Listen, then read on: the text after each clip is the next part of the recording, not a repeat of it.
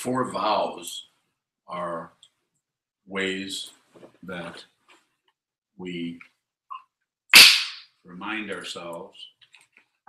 The four vows are ways that we remind ourselves as practitioners of Mahayana Buddhism, as practitioners of the Buddha's teaching, how to, can you move a little bit more, Christy?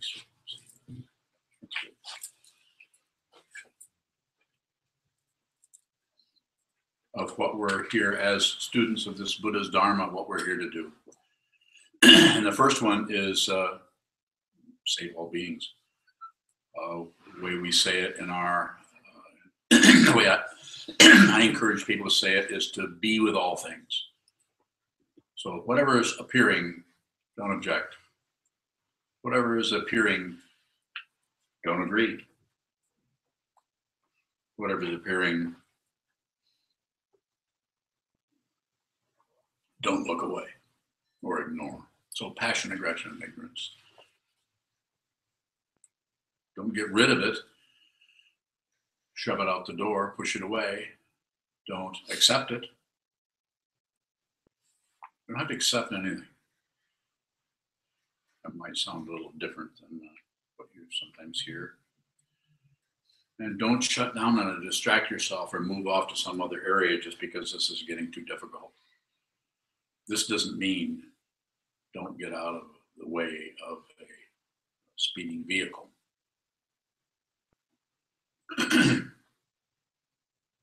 So it's always about awareness. It's always about getting the awareness so strong and so primary. So primary. Here's the ego mind. I like it, I don't like it, it should, it shouldn't, I should, they shouldn't. Why am I doing this? Why am I doing that? Why are they doing this? Why are they doing that? On and on, constant little tiny lecture on everybody's shoulder. The old cartoons used to have a devil and an angel on each shoulder, yelling in Daffy Duck's ear.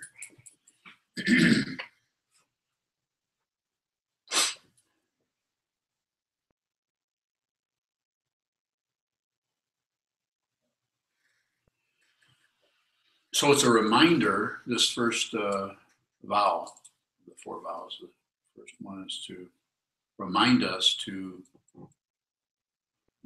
not object, not agree, not look away. I'm not saying you couldn't object to something. Say, oh, stop that, don't do that. We're not saying you couldn't agree with something. Yeah, I see what you mean. I feel the same way about that. We're not saying be some kind of a stoic person who never does anything. So it's always about awareness. Always. And when you discover that in yourself, you will find out you are what? Completely alone. You're completely alone. No separation. What the Buddha saw, when the Buddha awoke, he saw everything is dependently arisen. Nothing comes from its own side as an individual entity, even though it thinks it does, or it may think that there are other individual entities coming this way, or I'm going this way. And we reify that by the mistakes we make, or the successes we have, or others. Putting on us compliments or criticisms. Shujo Muhensei Gando.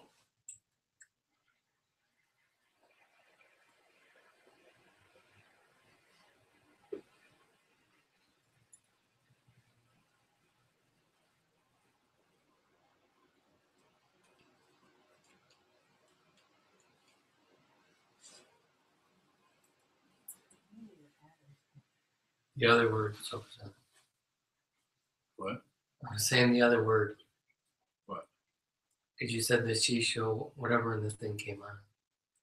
We're being silly. It's kind of like a clap on, clap off type deal. Trying to be funny. You're way ahead of me. I can't keep up with that kind of humor.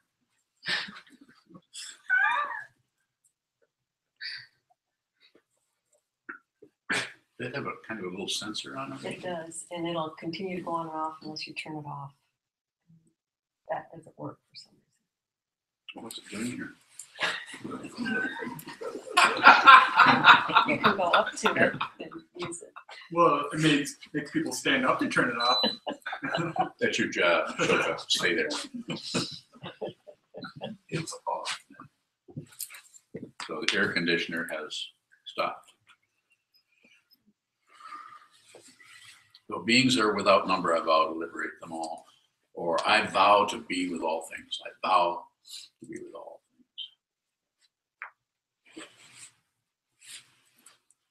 So we're so aware of contrast. We're aware that this is going down, this is coming up, this is hot, this is cold, this is inviting, this is repulsive. All these contrasts, we see all these contrasts, but then we add our own comments onto them. We have a second opinion on everything.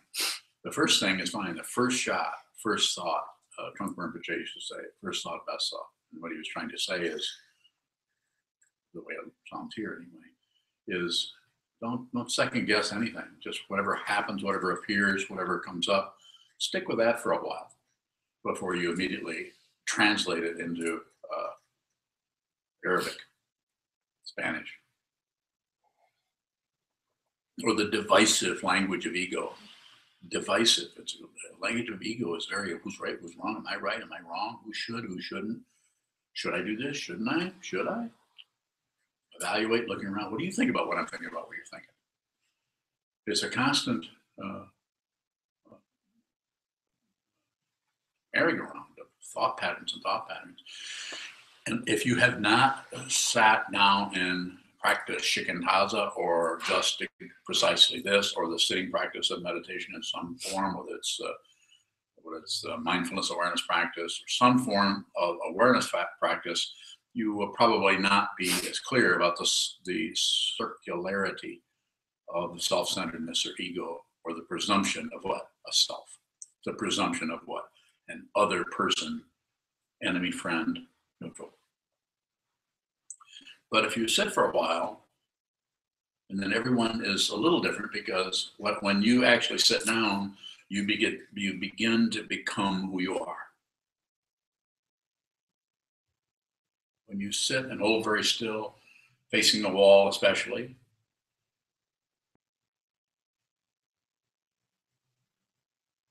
you begin to see who you are.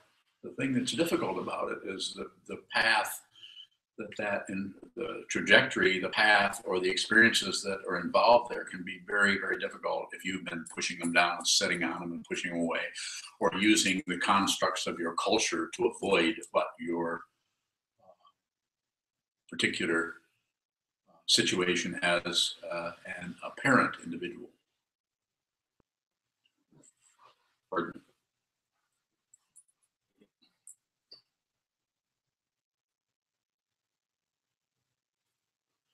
So it can be very difficult to, even for 20 minutes, to sit down, hold very still, and just observe. All the senses open, and just observe what arises and what falls away.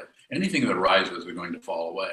It just might not do it in the time frame that you would like it to. You might hang around for a week, a month, a year. You may give it a name. Don't name your pets. And of course, name your pets. Just give them one name and feed them. But if it's something like that is coming, if it's something that's coming out of, coming and terrorizing you or giving you discomfort, don't give it a name. Don't lock into it. Keep watching it, but don't necessarily name it.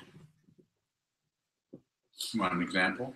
No, sir. A contrary opinion. I've heard name it to claim it. When you can name the emotion, you can therefore no longer be controlled by it. This is horse shit. Just my way of saying it. This is not psychology. I'm not doing away with psychology. I'm saying use it.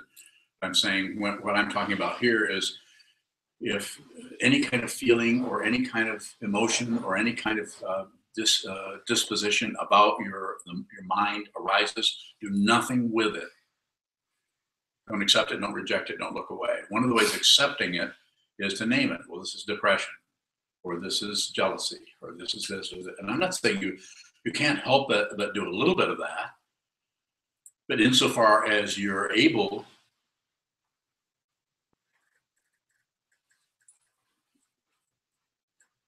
back away a quarter of an inch from that and see what it is without the name. And when you back away a quarter of an inch, remove the name and set it aside and see what is it you're naming. Always about awareness, never about position, never about naming, always about awareness of what is it, because underlying everything is some kind of warfare that wants its way. They're called ego. We want our way. We want to have it our way. Have you noticed that? So name it to claim it is. Well, I'm thinking of an example if you're overcome by fear, and then when your awareness comes to it, how can you be aware of something without naming it? You see it, it's like, you, old man. It's like it comes, it's right there. How can I not name it? It's awareness just brings up the fact that I already named it. Okay, then name But you told me not to. it. Changed my mind. I'm not sure what's horseshit anymore. I like that. Not knowing is the beginning of wisdom. And ego does not want to be in a position of not knowing. You notice that? You don't want to not know because that means you don't know. And what if something happens to challenge you or say, you don't know? You would say, you're right, I don't know, I don't understand. Yes, I am! Aren't you glad you had your hearing that day? Sorry, it That's came all out. Just came out. He's wearing a red shirt and he's a Leo. So the idea, Fred. So One king. here's the idea, you know, with all different ideas and opinions, and I appreciate anybody's position on it. You can do whatever you want to do, but you know, you're sitting here, you're giving me, when you sit down and when I sit up here, you give me permission to talk to you. And I'm coming out of many, many years of doing what? Sitting down and doing what you're doing this afternoon, looking at the wall, looking at what appears and what disappears, what appears, what disappears, what appears to hang in there for a while, and then changes, maybe hangs around for a while longer, and then goes somewhere else. And then pretty soon it comes back. Constant movement. The mind is always in motion, unless it's not.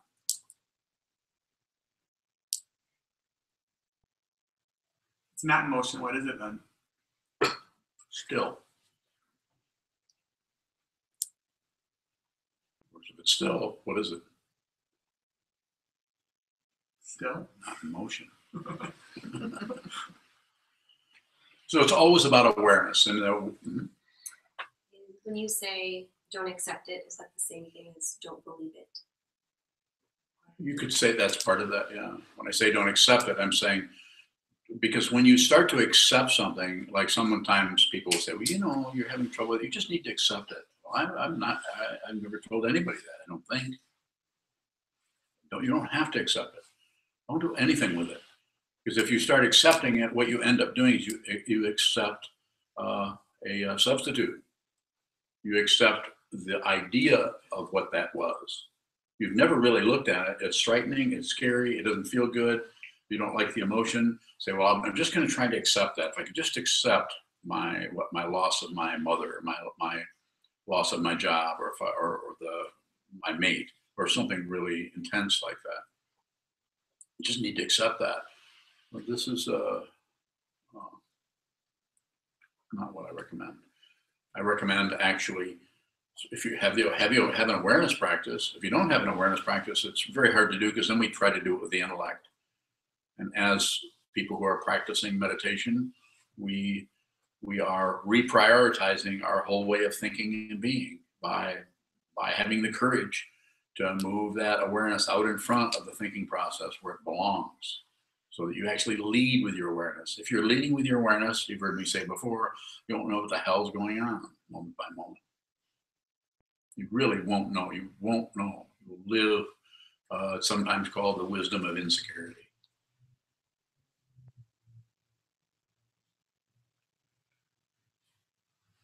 So yes, it could be could fall in that particular area. Yes, sir. When you say, don't accept, isn't that just rejecting acceptance? So, yeah, you can make it circular if you want to. Don't, but my way of saying don't, and you haven't listened to me very much, have you? One of those No, not new really. people. Yes. Yeah. When I say don't do something, I know you can't stop doing that. When I say don't add, I know you can't stop adding. If I can't stop adding, how the hell are you guys going to stop? So I say don't accept. So I'm saying don't work on trying to accept something to get rid of the suffering. This just makes more suffering. So I say don't accept. What you're going to do is you're going to immediately, your awareness is going to go to the way in which you're trying to accept something. So it brings awareness to the area where that kind of warfare is going on. We don't know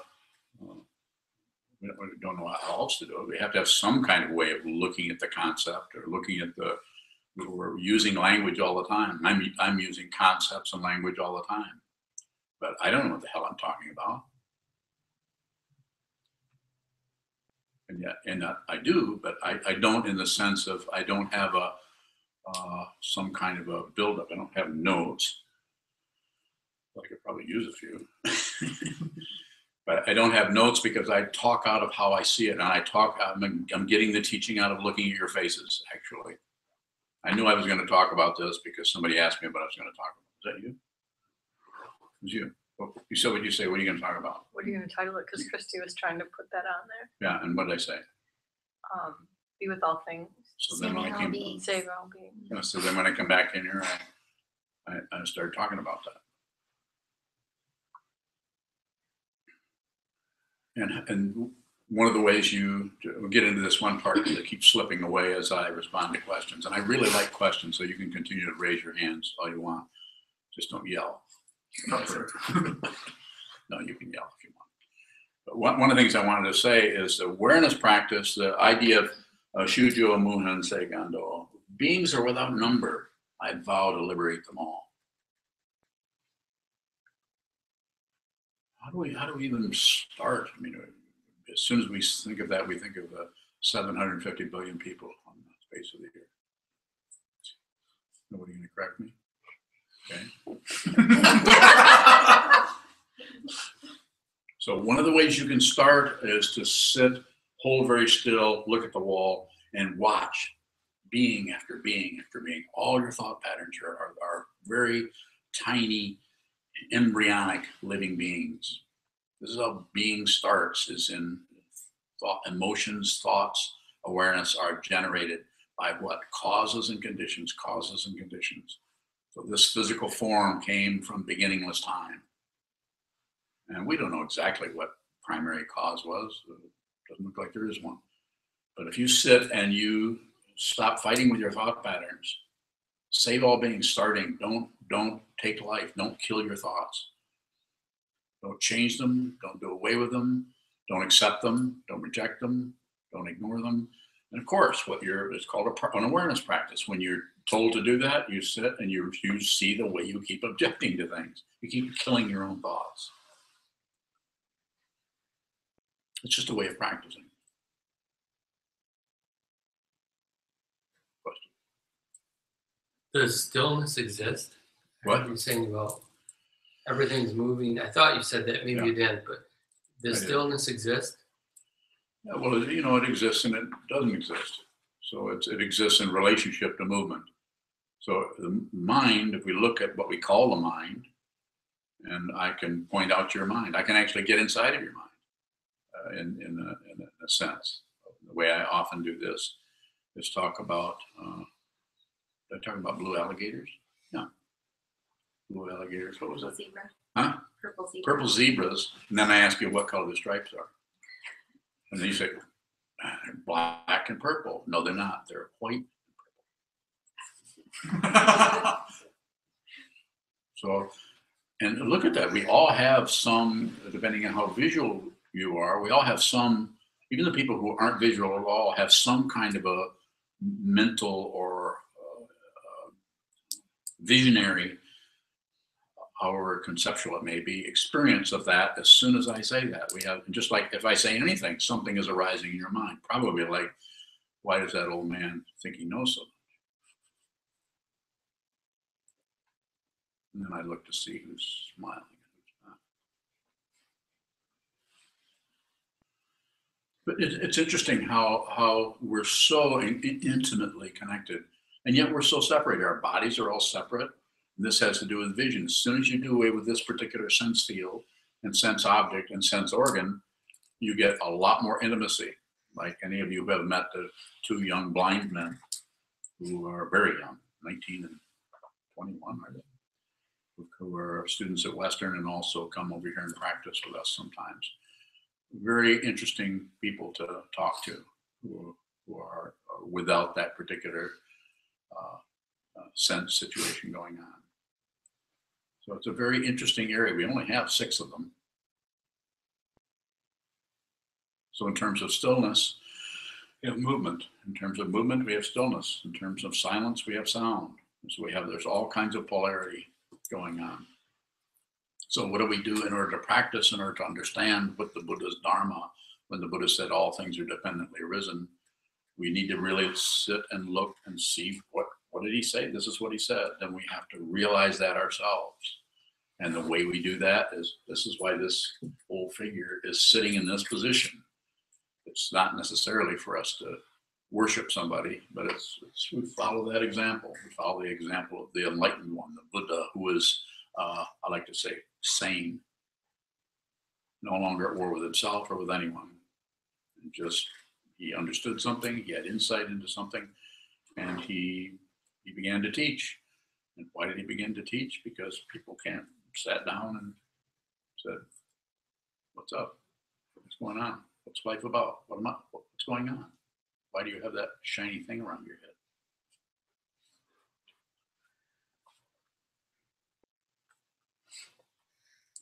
Shujo mu hensei gando. Beings are without number. A vow to liberate them all. So we take a vow as on the Bodhisattva path, Mahayana Buddhism, receive precepts. We may sow a raksu if we want to go that far. We need more glue to glue ourselves to the Buddha's Dharma. We're never tired of just reading books on it. We want to know, how can I get into this? How can I go further into this? Well, the way you can go further into it is to do what is probably pretty scary for you. And that's to go further into it. But then I also say, as a Dharma teacher, I say, don't do anything unless you have to. You don't have to receive precepts, don't. Because it's very difficult to do. And if you're not ready, wait. You can do it next lifetime. Wait, don't do it. And those of you who have been coming in here for a while find out that may realize, understand that I don't promote anything. I'm not here to sell you anything. If you're not interested in doing that, that's fine. So the idea of relating to everyone where they're at, wherever someone is at, relate to them there. This doesn't mean that you wouldn't object to someone, what someone does. We had someone come in here yesterday and come in here and just start to fiddle with the altar, and we're not operating out of some kind of idealism. Oh, we don't want to interfere with him because we stop him. You can't do that. And if you start farting in here, we'll probably tell you to leave. Are you planned? One way to get out of sitting. Menu. You know what's on the dinner menu? Beans.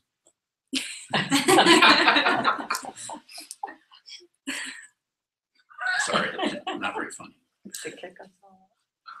But the idea is that you relate to things where they're at, and we don't relate to them out of rules and laws and so on. So the precepts are to be observed, not obeyed. When we come to the first of the 10 grave precepts, don't kill. The long form of that is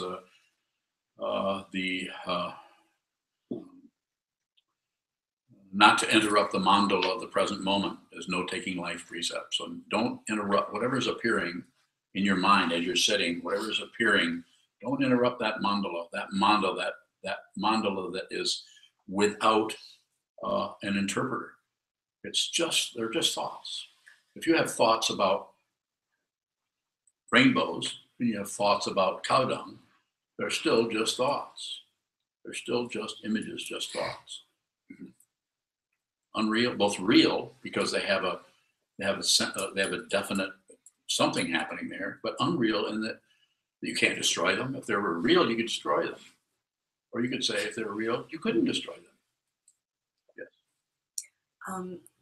Does not interrupting include seeing the way that you're interrupting? Yes. We can't help it. We can't. Your karma's like saying don't have, like telling a rabbit not to have pointy ears.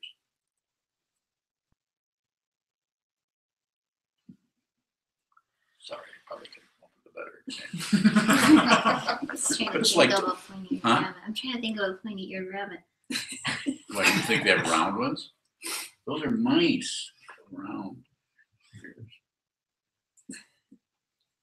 Here's the newest one. Stand up.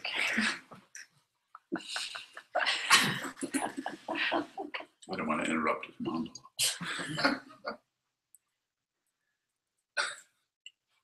Yes, sir. How does being with all beings liberate suffering?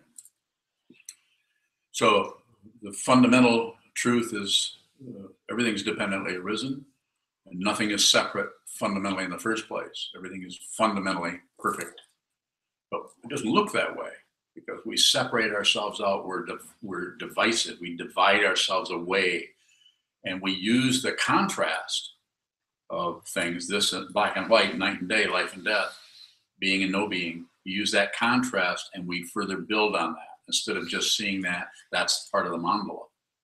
Instead, we build on that to make into some kind of warfare. Right and wrong is the big one. Life and death is probably the biggest one. That's the one that's really frightening. So I can see how it liberates. I'm not your through own- yet. Sorry, sir. You're looking at me. Just testing your sense of humor. Answer no question. Oh shit. He can't remember. Oh, I can see how that then can liberate your own individual suffering. But how is that then liberating this other person, other being suffering? Not separate. We're not separate. So if you save all beings, the only being you really have to save is this one. But you have to it has to be a thorough house cleaning. And when I say house cleaning, it's to see that this is already liberated. Already threefold purity.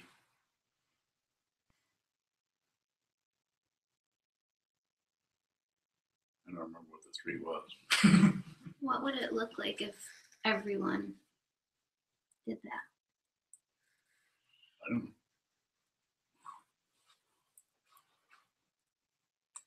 Peaceful. It's everything is arising and falling away and arising and falling away. And we have the opportunity as living beings, as apparent human beings, to hear the words of a sage, the Buddha, who said everything is dependently arisen. There's nothing. So you could say, sometimes I say that saving someone or relating to someone else is like relating to your arm or your hand. It's not exactly that way, but it's like that. You see someone and even if they're really giving you a hard time, you don't blame them. You see your inherent mutuality. So you would help them, and you would help them where they're at. So that help may come in the form of, what in the hell do you think you're doing? It could come like that. But it would come out of a very powerful confidence of no separation.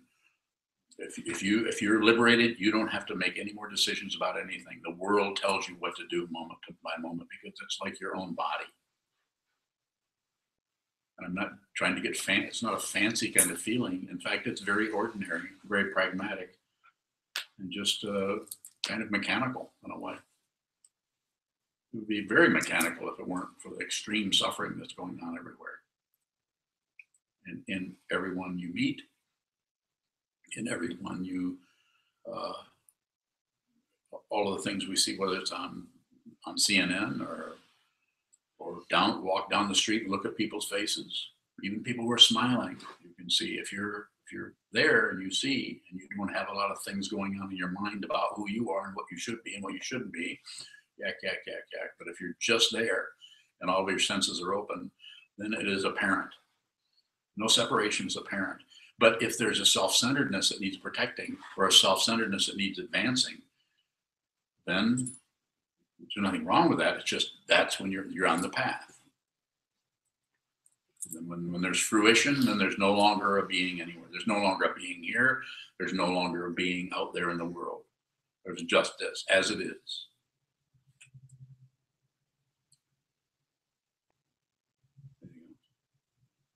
No questions? Really hard. Yes. Goes on. You said that if you saw no self, the rest would take care of itself, or something like that. When this is liberated, everything becomes liberated. It's the same. Everything is completely liberated. Yes. So on one path, the goal is personal liberation, Yes. but on the Bodhisattva path, it sounds like we're vowing to be with all things or delay our own liberation to benefit the whole situation. Yes. It's the way it's taught. Yes. So what's the distinction then? I don't know. No distinction. So why have a Mahayana path? Why not just stick to the provisional? Because everybody can't start in the 12th grade.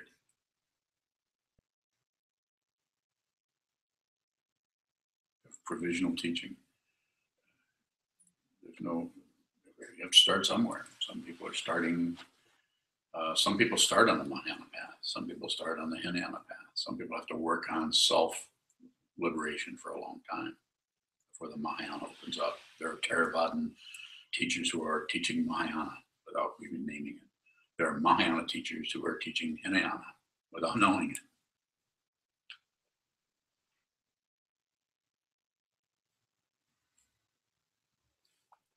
Actual liberation doesn't need any backup. It doesn't even need any qualifier to make it authentic or not authentic. The whole idea of authentic, not authentic is beside the point.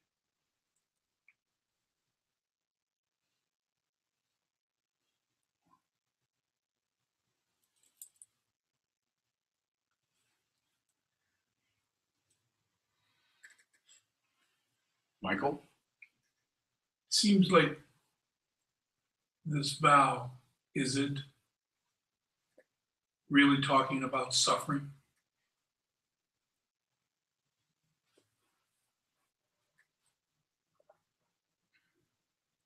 Yeah.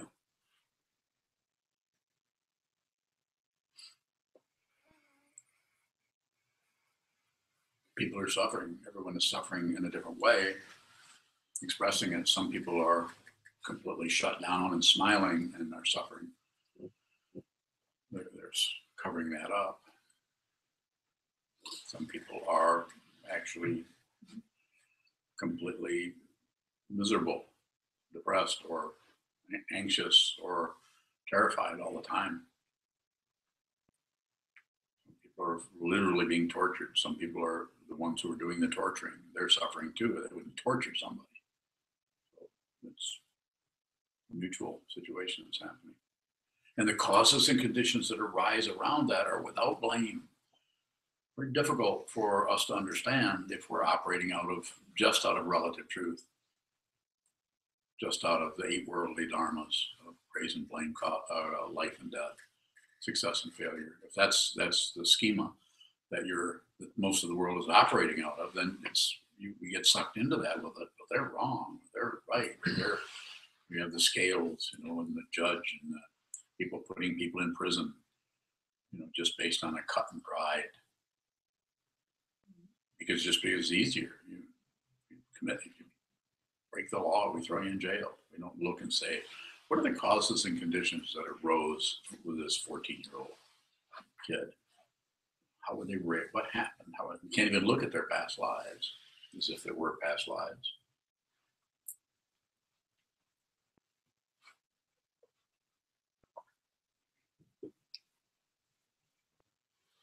Alan Watts had mentioned that everything is as it needs to be. I mean, as things are right now. And it seems as though suffering offers important implications for our development and provides opportunity for growth. So, how does alleviate? Why? I understand your preamble, but your question. No, I was kind of forming my question, sir. If suffering facilitates development, why are we trying to alleviate suffering? I didn't say it to facilitate development. You did. Yeah, I did. Does it? No. But if we don't suffer, how can we ever even bring our eyes to enlightenment or liberation? Okay. We need to suffer then. So why are we trying to alleviate it? It hurts. Painful. It can be excruciatingly painful. There's a pain of pain, there's a pain of alternation, and there's a pain of the composite. Pain of pain, we all know about that. Toothache, the backache, have someone leaves you that you love. The pain of alternation is everything's going really well, but we're in pain because we know it's not going to last, which is involved impermanence. And the pain of the composite is someone who really begins to see what this is, realizes that there's intense suffering going on everywhere, all the time, right through the walls, right through the floor, right through the ceiling. And it is a constant warfare and a struggle that is going on everywhere.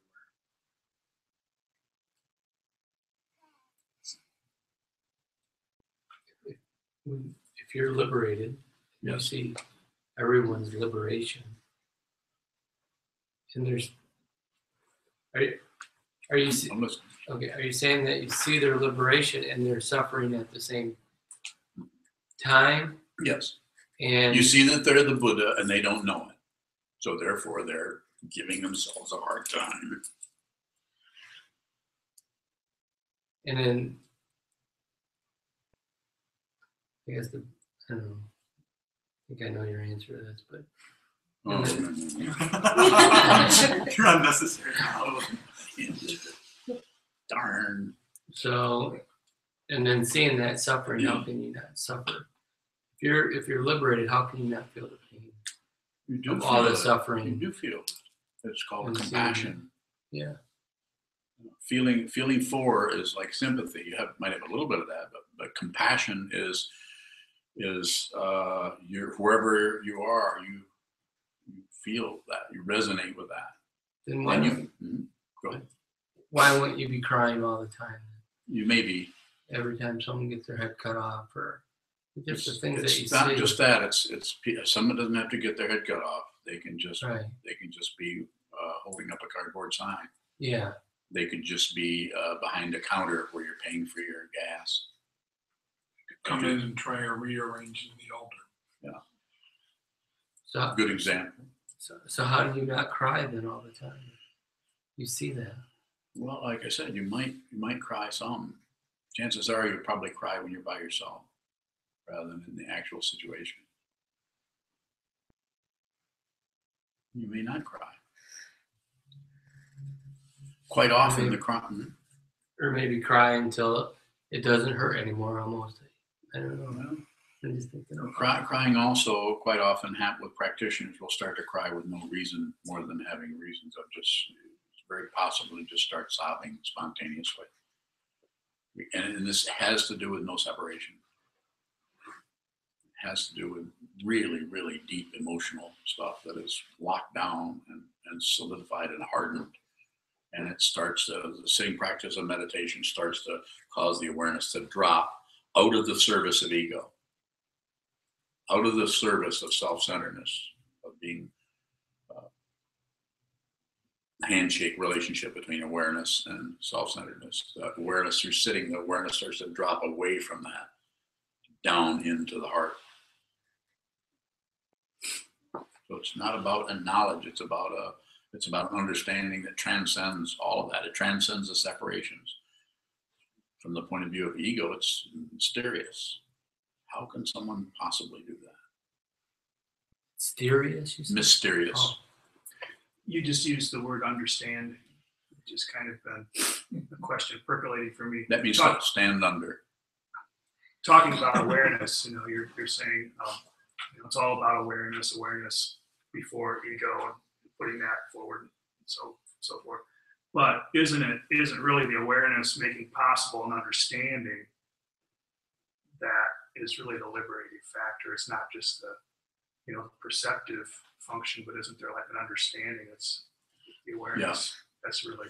It's basically, it's been called a tacit understanding that nothing is separate. Yeah. Not an intellectual, rational thing, but just a tacit understanding.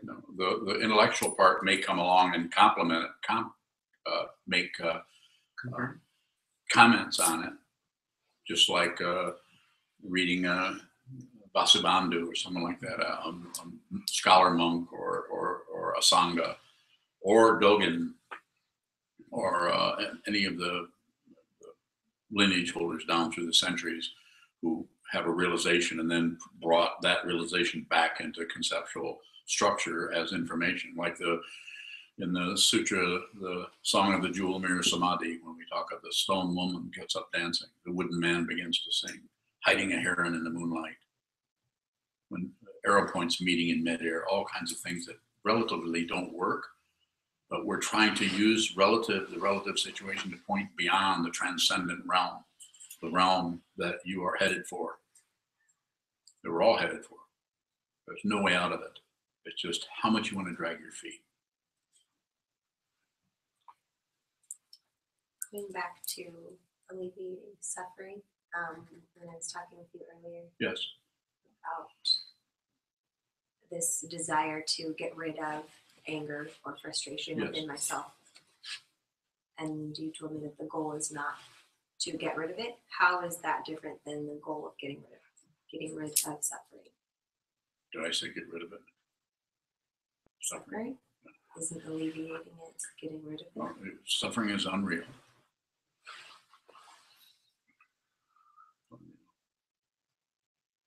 We're not talking about the pain of pain. If you have nerve endings, it's going to hurt.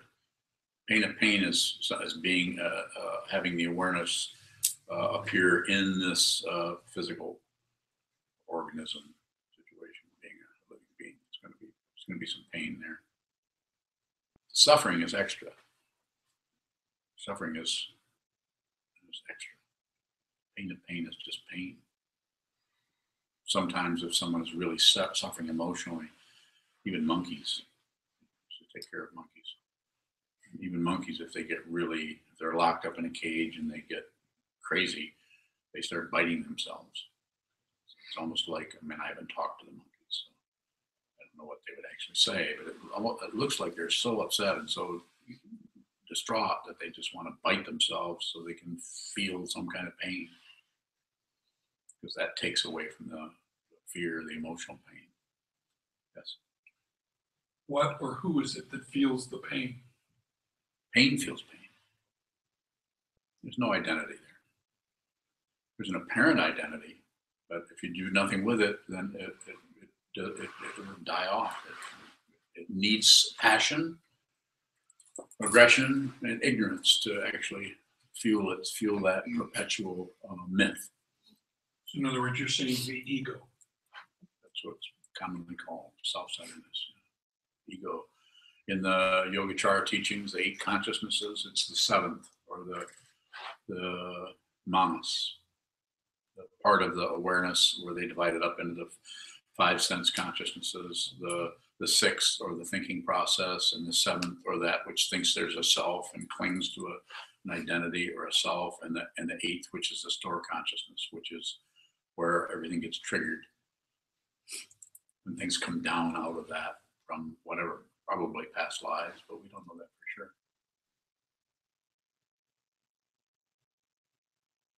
So awareness doesn't stop pain. It somehow has some effect on the ego. Yeah. What effect is that?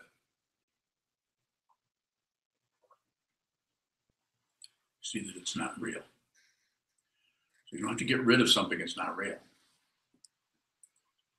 You have to get rid of your ego. You don't have to do anything with it. You just see that it's bullshit.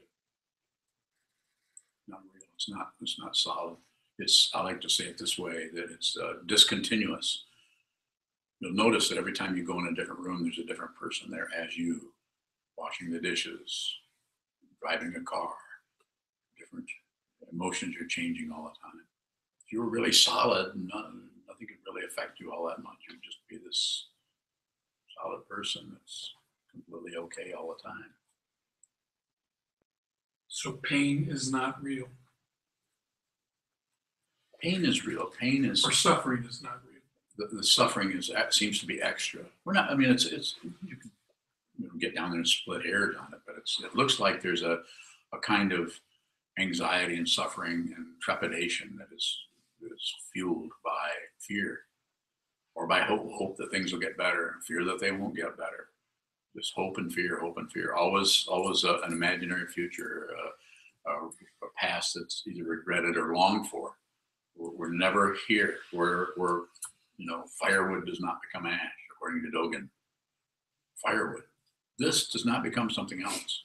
If you think this becomes something else, you're going to suffer. It's always this. I'm always here. You're always here. Unless you're somewhere else. I'm waiting for that. And if you are, then I invite you to come back. Yes, Maggie. Does part of our suffering come from trying to hold together all these separate things and trying to believe that somehow they're real? Yeah, it does. It's clinging or fixation. And one of the ways we do this is if we're, obvious ways, if we're complimented or we're insulted. You can find your ego immediately. If you compliment or insult someone, either one. You can just watch their body language and watch what they do, and you can see their self-centeredness. Compliment me or insult me and see what happens. Go ahead. I like your eyebrow mites. I'm gonna try to compliment and insult all in one. That's kind of non-dualistic. Yeah, but it was just an insult. When Yeah, it comes down to it, it was, really, it's hard to. It's bothering me. I'll fix you later. Yeah, exactly. So, and what I'm saying by that is, I'm saying we're not trying to say we shouldn't be. We should all be impervious to anything and not have emotions. There's still some, but we quite often overdo it. It's the overdoing that's the problem. It's not the. We're not trying to be somebody else. We're not trying to be this person who is never affected by anything. You might be even more affected by things, but the effect would be in relationship to everything else. So if someone compliments you, you'd actually see what that person is doing when they compliment you. You would see them. You would see your own receiving that compliment. You would see their motivation in even saying it to you. People are hanging out all the time. If you're not all tied up with yourself and who you are and what you should be and what you shouldn't be and what you think, what other people think about what you're thinking about, what you're thinking, what they're thinking about what you're thinking about what they're thinking. A constant chatter of ego or self-centeredness operating out of hope and fear. If you're just here, then everybody's kind of hanging out because you're not doing much. Everybody, you can see the way. Quite often I say, ask me questions, and this isn't that I need to have a bunch of questions. I love to talk. I could run my mouth all day long. But when you ask me a question, I see where your confusion is, and that's one reason that, amongst many, that people are hesitant to ask questions. because they, when you ask a question, you're kind of hanging out. How do I know? I was terrified to ask my teacher, Chogyam Trungpa Rinpoche, questions, because I knew that I would think of a question and I just couldn't ask them. I was too afraid. And that went on for years.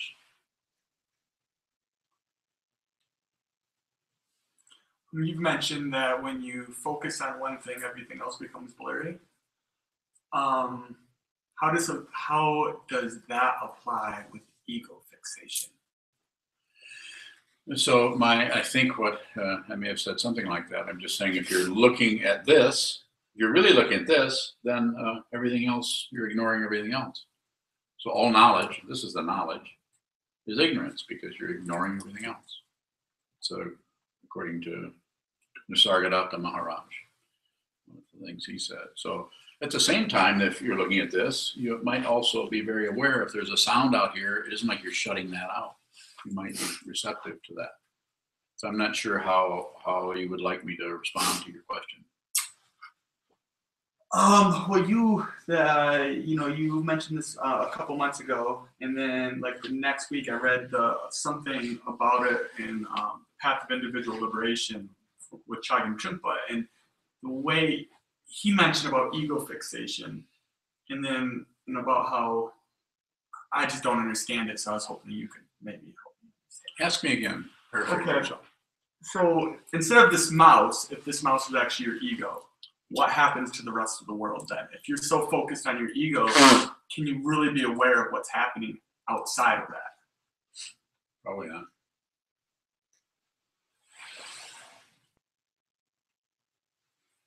That's not helpful, sir. Sorry. Are you? So a lot.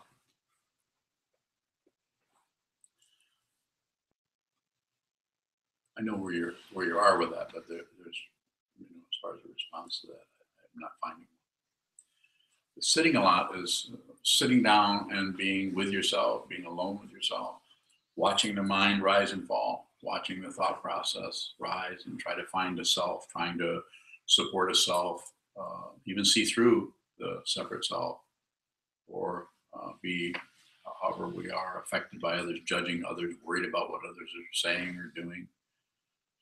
Really can be difficult. Yes. Are humans born with an ego? Do you have to be born with an ego? Probably not.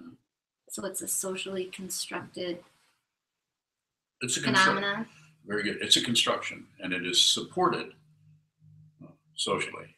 It has all it's dependently arisen. So everything, this is dependent upon these very sticks are dependent on a tree growing, dependent on soil, dependent on sun, dependent, and me doing this sound is dependent on these hands holding these sticks coming together. Very simplistic way of talking about it, but everything is dependently arisen, even the apparent separation we call a human being.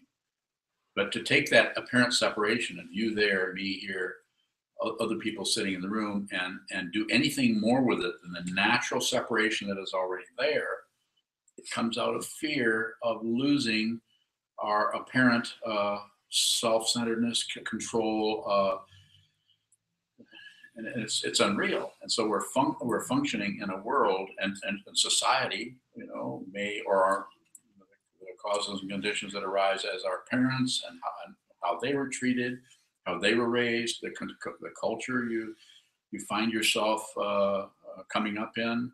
Just like Jigme and I were talking, because he has a business that takes care of, he and his wife have a business that takes care of little tiny people.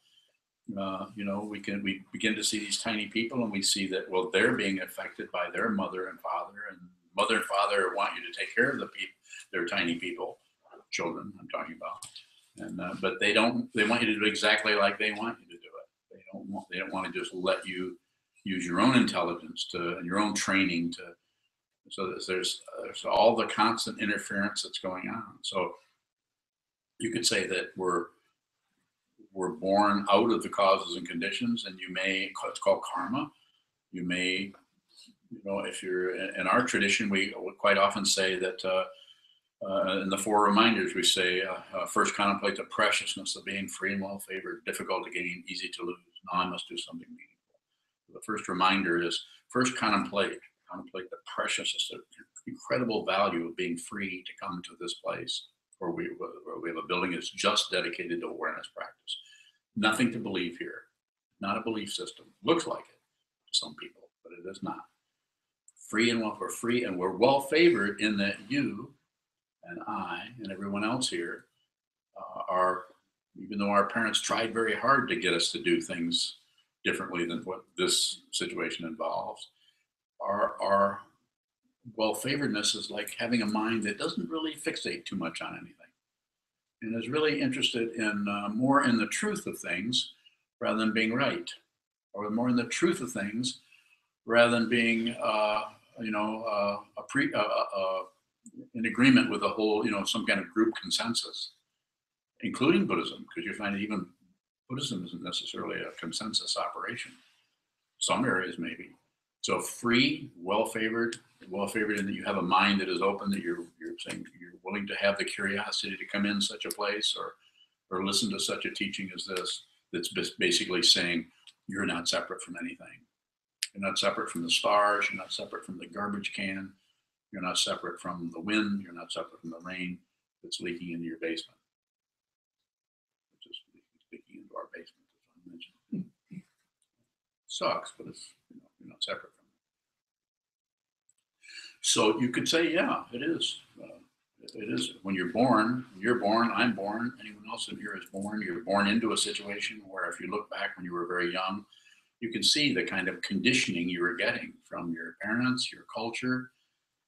And the Buddha came along and kind of blew a hole in that 2,500 years ago. And so 2,500 years ago, why it seems so silly to me that we haven't then looked at how to raise children by avoiding that. How, I don't know, we built the internet. Yeah. Well, we're not saying, we built the internet. Yeah. You know how to make cars. Yes, Sheldon. So would that be because of karma? The causes and conditions that arise as any given apparent separation. The apparent separations are not, they have the truth to them, but they're fundamentally a lie from the point of view of our preconceptions. Because we don't see, if you see what's there, we don't see what's there. We see what we think is there and we relate to it. And it's close, but it's not right on. If you see what is there, you actually see yourself. Why do you see yourself? Because nothing is separate from anything else. So your very beating heart that you think is this is actually beating everywhere. And so it's called compassion. You actually resonate with your world. You resonate.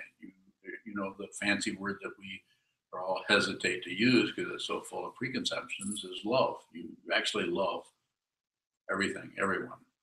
And I was telling Crystal, who left, who was here for a 10-day retreat, and we took her back to the airport to go back to New York, or Providence, actually.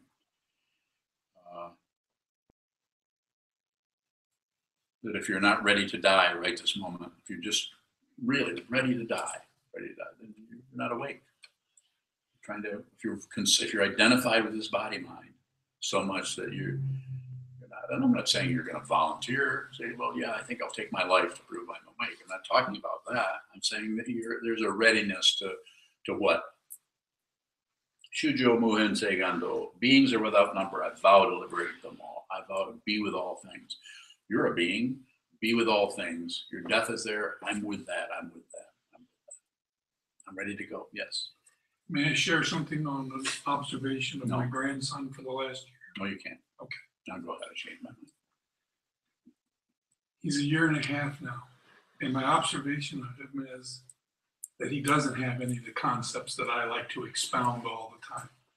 And all he's done. Did he point that out to you or something? I've just been watching him. Oh, I thought maybe he said grandpa. Yeah. I don't agree with a lot of crap. But he's getting there. But all he has done is just to look at things. And everything that he is or is with is about change. And the reason that I bring this up is because he is changing so much every day now. There's a new word. But he doesn't have that concept of change. He just is change. And he is just observing everything around him. You know, all of a sudden music comes up, and what does he do? He begins to dance. No one taught him that or anything. He just is that. And it is, yes, children, I think that is our nature. We come with that nature too. And it is the ego that grabs a hold and doesn't want it. That's true. Kids are great to be around young people, innocent and open and not quite all enamored of themselves yet. And, you know, I see myself trying to change, you know, force change that isn't natural upon him. Yeah, sure. Did we create the ego to not be responsible for our lives? How's it look to you? I don't know. I just had that thought while Mick was talking. So ego is Trunk Rinpoche referred to ego as a paranoid insurance policy. It's just like an attitude of you know, getting everything together, and it's operating out of some kind of paranoia that if I don't solidify this being, this self, that something's going to take me out or make fun of me or take me down or make me look like a fool. And so but it's not real. We're not saying we shouldn't protect. There's a body mind here situation we shouldn't protect, but quite often the way we operate is in terms of there's some kind of threat somewhere that's going to, we're paranoid, we're getting paranoid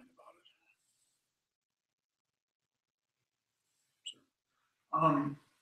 You know, so famine's a natural way where there's not enough food, too many animals, people, whatever. People starve, animals starve, they die off until equilibrium's reached. So you have this group of hungry people, Africa.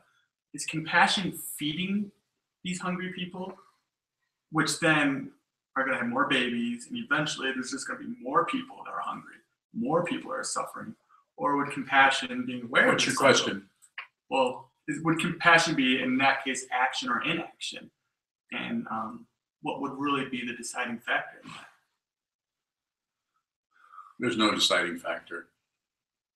That operates in the world of the 8 worldly dharmas. That operates in the term with the idea of success and failure, gain and loss. We're just at war. The whole world is basically functioning that way and floating along quite happily, going up and down, success and failure, war and peace, war and peace, war and peace. And so the thing that we can do as practitioners or students of this situation is find out who you are. Liberate yourself. What about the hungry people in Africa? Those hungry people in Africa are in your mind. I'm not saying there aren't hungry people in Africa, but you're in this room. What you're talking about, the ones that are in your mind. Now, if those hungry people in Africa, if your causes and conditions are such that you're concerned with those people, you won't be here. You'll be in Africa, and you'll be either starving or helping them. You'll be doing something with them. Your karma may take you there. That's why I often say to people who are confused about what they should do with their life, they don't do anything unless you have to. Sometimes I have to say it kind of like parentally. Because people are so determined to try to decide shit. It's a waste of time to do that. Please don't do that. Wait. It's called patience. You all heard of that? Wait for things to become obvious. When they're obvious, then you can do something about it, because then it's choiceless. But if you come to a fork in the road in your mind, like you're creating there, this is a delusion.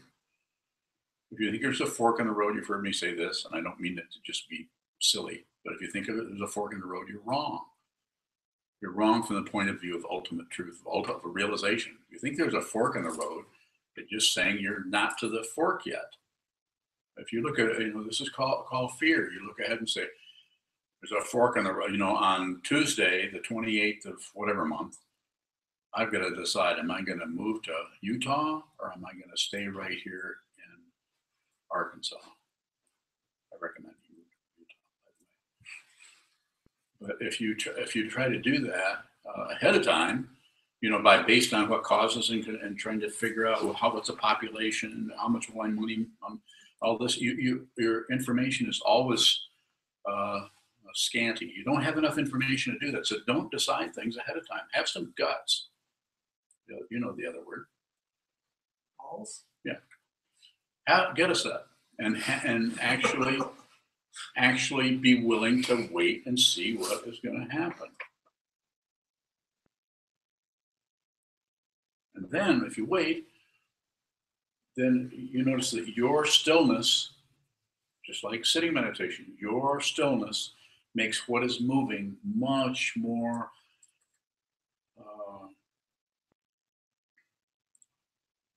it's a stronger silhouette. It's a stronger form that you see because your mind isn't doing much. So you're actually seeing not only what is arising, but your concept of what is arising in such a way that you can see more clearly. It's called prajna, the fancy Sanskrit word, the wisdom that crosses over, the wisdom that crosses over. So you actually begin to see, and you begin to see that everything is choiceless. If you're making choices about things, sit more, sit a lot. Sit a lot. Yes. You have a question, Maggie? No. Sorry. You had that questioning kind of change in your posture. That was a sore back. Sore back. I like that. Sore back. It's kind of almost like a sorbet. I wish. I don't know why. Jumped to me. There's a fork in the road there. So, there's no guarantee that this is going to be comfortable to sit back when you need to make a decision about this or that. But if you can, hold off, wait, see it, because everything is changing constantly. One of the 4 marks or 3 marks of existence is impermanence. Anything that looks like a solid thing is changing. This is changing. Everybody's caving in and falling, going back into the earth. We all know this. Some faster than others. And everything is constantly changing. Nothing wrong with it. It's just the nature of the creation of things. Things come into being and pass out of being, come into being and pass out, come into existence as a 3-dimensional form and pass out. And so in your particular life situation, you could wait. Like this situation in Africa or something, you see something on the news, you see, if you see that, then I would say you would know. You know whether you have to jump into that or not. If you ask me, if you're functioning as a student of this old man, I would say, wait, don't do it. If you don't have to do it. And if you say to me, probably if you have to do it, you won't even be checking in with me. I'll get a note from you from Africa. I'm in Africa. Sorry, I disobeyed you. Here's some guavas. They have guavas in Africa. Yeah, they do in Florida. But that would be a good, just in case you're thinking of it. That would be a good apology gift.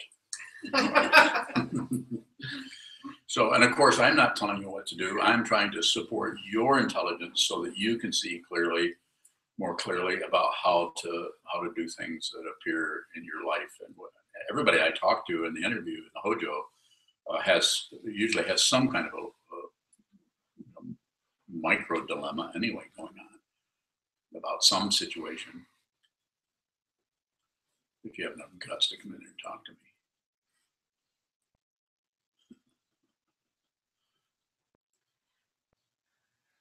Does that make sense? I mean, I know we need to stop and have supper, but anybody have any questions about the idea of the fork in the road, or hold on, don't feel like you're pressured by your need to make a decision? So like if somebody says you have to decide You're doing this or this on Tuesday. Wait till Tuesday. You don't have to decide. Tuesday at 10 o'clock. Wait till Tuesday at 10 o'clock. Look at the situation, and I will guarantee you won't have any idea what to do. You thought I was going to say something else.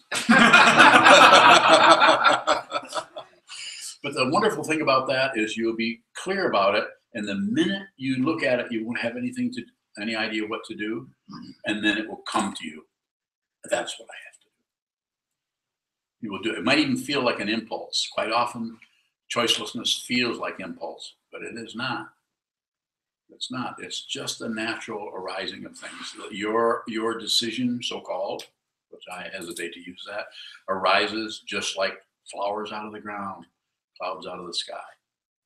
They just arise. They arise. But you have to trust it. You're not separate from anything. You're not separate from me, from anybody else in this room, from the parking lot, from your car, from anything that's happening.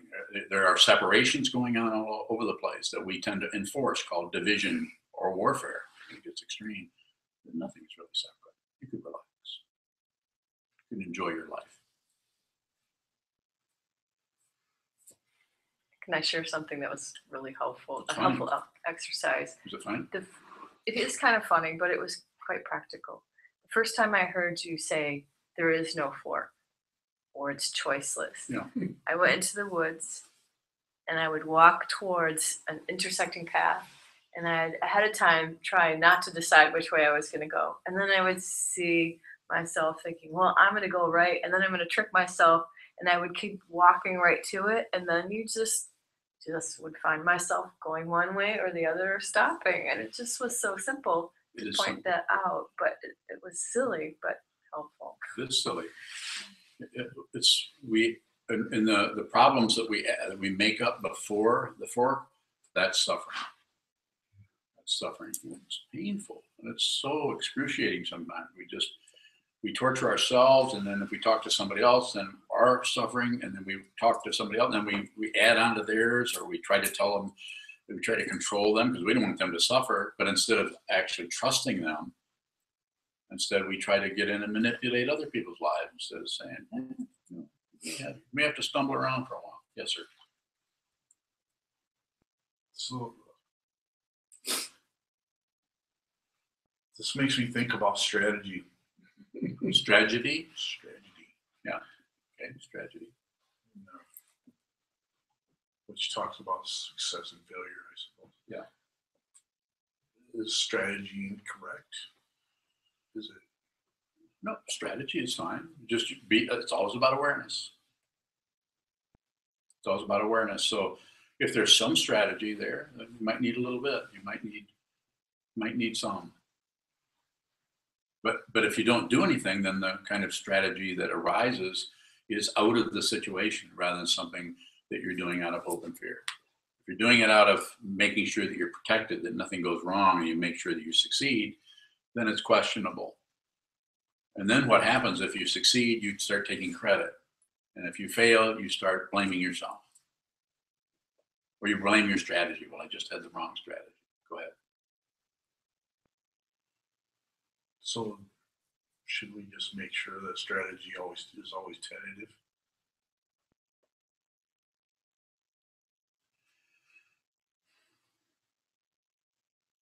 I don't know if there's like a rule or like a thing that you can kind of make up, a slogan you can use.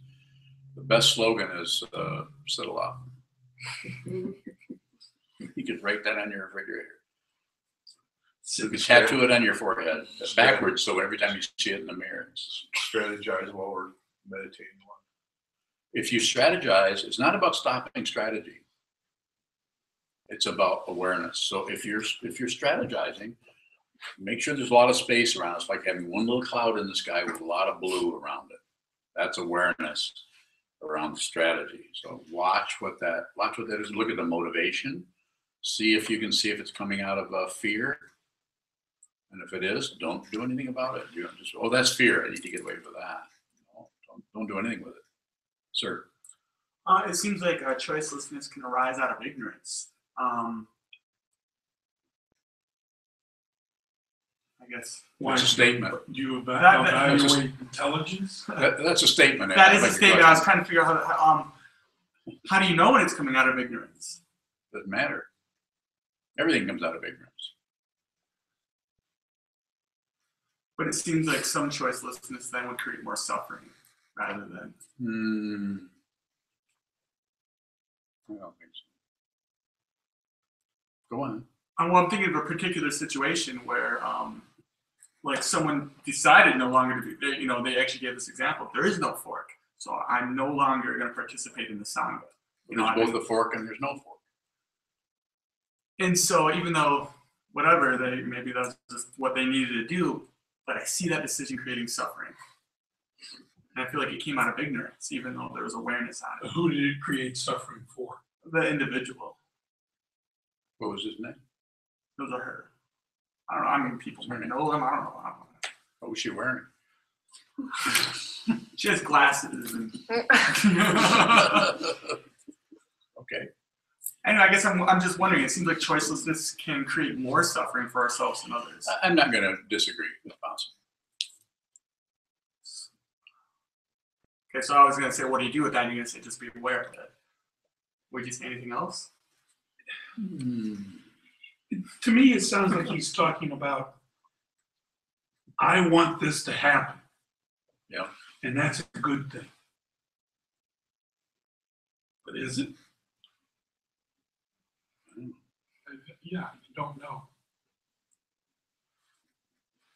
Well, I see it being like you operating on a spontaneity, and it's always fresh, and you make mistakes, but it doesn't really create more suffering. I made mistakes? Did I make mistakes? Maybe.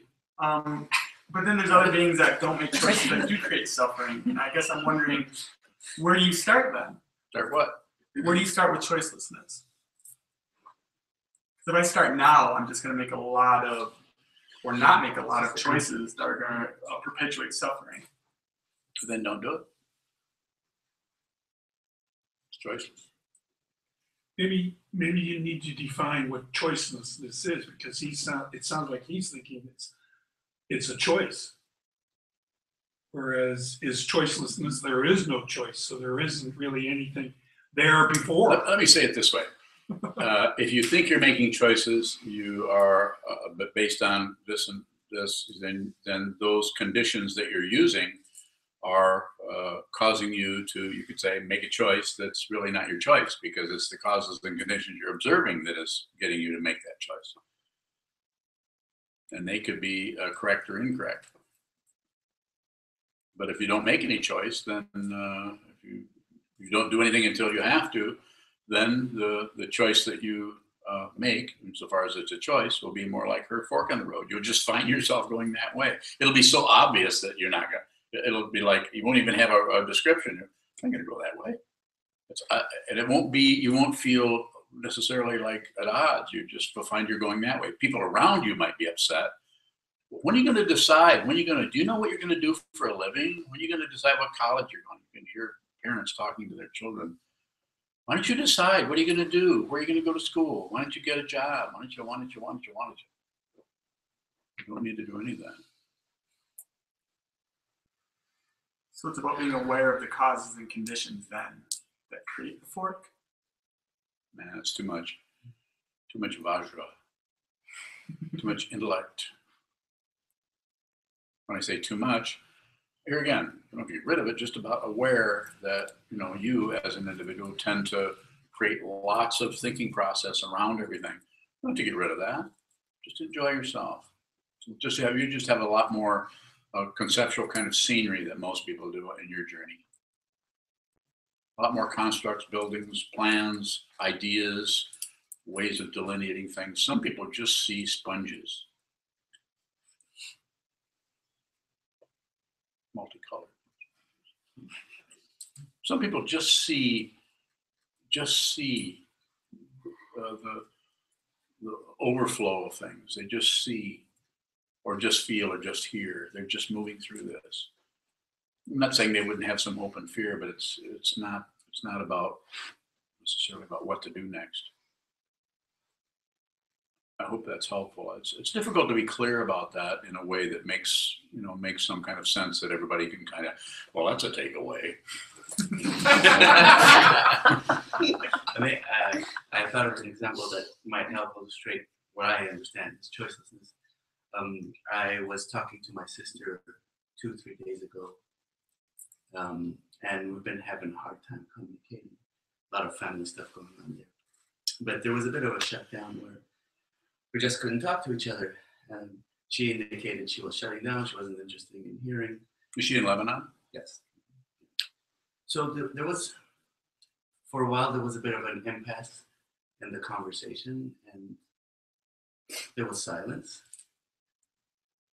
And then it came to me. I asked her how her life was going, a certain part of her life. And suddenly it opened up. The floodgates opened up. And it wasn't something I thought I was going to do before I called. I didn't write it down. I had no idea I was going to ask that question until the moment it came to me. And maybe, and please tell me if I understood what you were trying to say, impulsive versus something that's spontaneous. Something impulsive to me seems more like a knee-jerk reaction. Somebody insults you, I shout back. That sounds to me more like an impulse. But that type of choicelessness was almost doesn't seem, if I want to exaggerate this is an exaggeration, almost doesn't seem like it's my character, almost like it's just the situation seemed to dictate this.